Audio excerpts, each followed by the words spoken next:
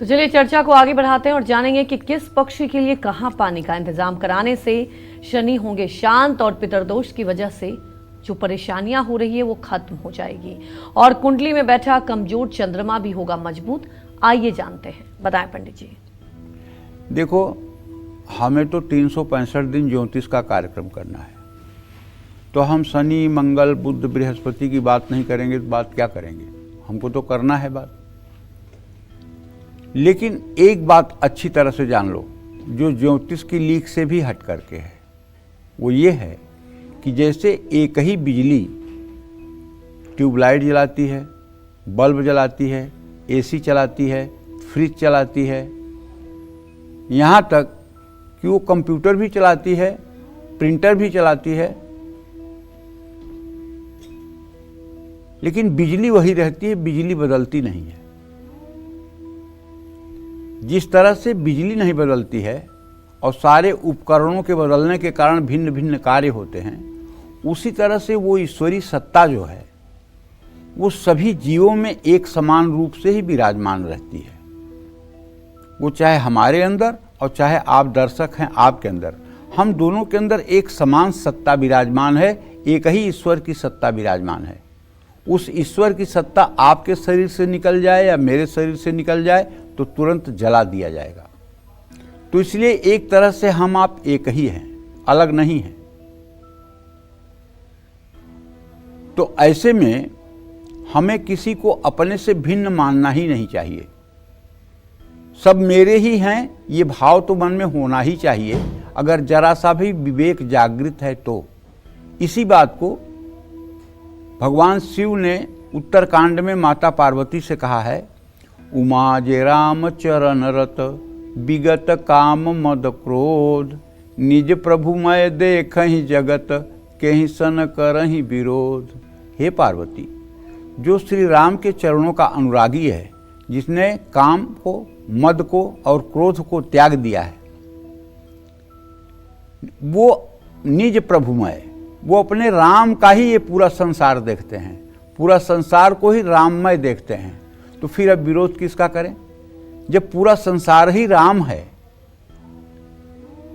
तब किसका विरोध करें? कैसन करें विरोध? किसका विरोध करें? ये भाव हमारे अंदर भी होना चाहिए। और जिस दिन ये भाव हमारे अंदर आने शुरू हो जाते हैं, एक दिन में ये भाव आता नहीं है। इस भाव को लाने के लिए लंबी चौड़ी साधना करनी पड़ती है। अब वो साधना क्या है? चित्त शुद्धि का तीर्थ में स्नान करना। चाहे आप 100 बार गंगा में नहा लो, चाहे जाके संगम में नहा करके बैठे रहो, आपके शरीर के मैल धुल जाएगी, लेकिन चित्त की मैल नहीं धुलेगी। चित्त की मैल धुलती है चित्त शुद्धि का तीर्थ में स्नान करने से। इसका वर्णन श्रीमद् देवी भागवत महापुराण के 6वें स्कंध में आता है। चित्त शुद्धि का तीर्थ क्या है?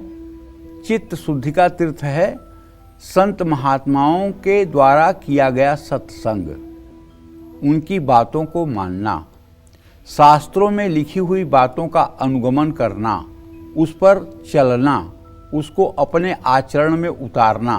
गीता, रामचरितमानस, भक्तिमाल, श्रीमद् भागवत महापुराण, शिव पुराण, श्रीमद् देवी भागवत जैसे ग्रंथों का अवलोकन करना और उसमें बताए हुए रास्ते पर अपने जीवन को ढालना, ये चित्त शुद्धि का तीर्थ का स्नान है।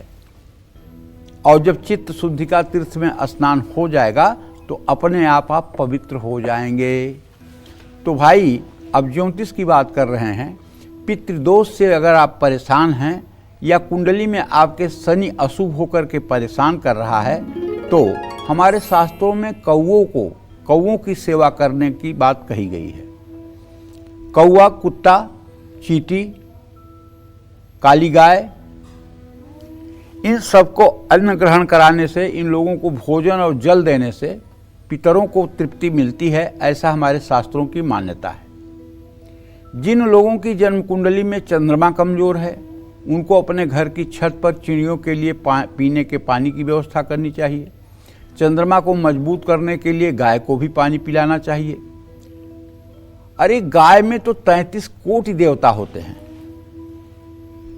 शुद्ध मंत्र बोलना किसी को नहीं आ रहा है, ब्राह्मण सुबह शाम गायत्री नहीं कर रहे हैं, सुबह शाम सूर्य को अर्घ्य नहीं दे रहे हैं, सुबह शाम संध्या वंदन नहीं कर रहे हैं। बहुत गिने चुने लोग मुट्ठी भर हैं जो इस काम को करते होंगे, नहीं तो बिल्कुल केवल नहा धो करके सज बज करके कपड़ा पहन करके खूब बढ़िया चंदन लगा करके ब्राह्मण बन जा रहे हैं।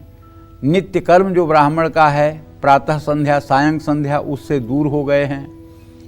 तो क्या है इस कलयुग में ऐसा प्रमाणिक जिसकी सेवा से कष्टों का निवारण हो सकता है? वो सिर्फ गाय है। अभी गाय में कोई मिलावट नहीं है। इसलिए मैं मानता हूं कि इस कलिकाल में अगर आप अपने जीवन को श्रेष्ठ बनाना चाहते हैं तो गौ सेवा करनी चाहिए। भले ही आपके घर में गाय न हो, किसी गौशाले में जाकर के कुछ आपको अपने धन का अंश जो है गाय की सेवा में लगाना चाहिए। कुछ लोग कहते हैं महाराज जी हम कमाते बहुत हैं लेकिन हमारे यहाँ हर समय पैसे की दिक्कत बनी रहती है। तो आप जब सैलरी पाते हैं या आप जब व्यवसाय करके कमाते हैं तो उसका पहला अंश कहाँ खर्च करते हैं? अगर आप सैलरी पाते हैं और पहला पेटीएम आप 100 रुपये का किसी गौशाला में कर दीजिए, उसके बाद आप गृहस्थी में पैसा खर्च करिए। अगर आप व्यवसाय करते हैं तो रोज़ 10, 20, 50 रुपये निकाल करके अलग रख दीजिए और महीने में 1 दिन 2 दिन जाके गौशाला में दान कर दीजिए। फिर देखिए अगर आपके घर में बीमारी आए तब बताइए, आपके घर में कोई अकाल दुर्घटना हो जाए तब बताइए। लेकिन आपके धन की शुद्धि होगी कैसे? आपके धन की शुद्धि गौ माता के द्वारा होगी। अगर आप गाय की सेवा के लिए अपने श्रम से उपार्जित धन का उपयोग करेंगे तो आपका सारा धन शुद्ध हो जाएगा। उससे आपके बच्चों की बुद्धि ठीक रहेगी, घर में बीमारियां नहीं आएंगी, परेशानियां समाप्त होंगी और पितरदोष क्या, किसी तरह का दोष आपको प्रभावित नहीं करेगा। जय मां विंध्यवासिनी।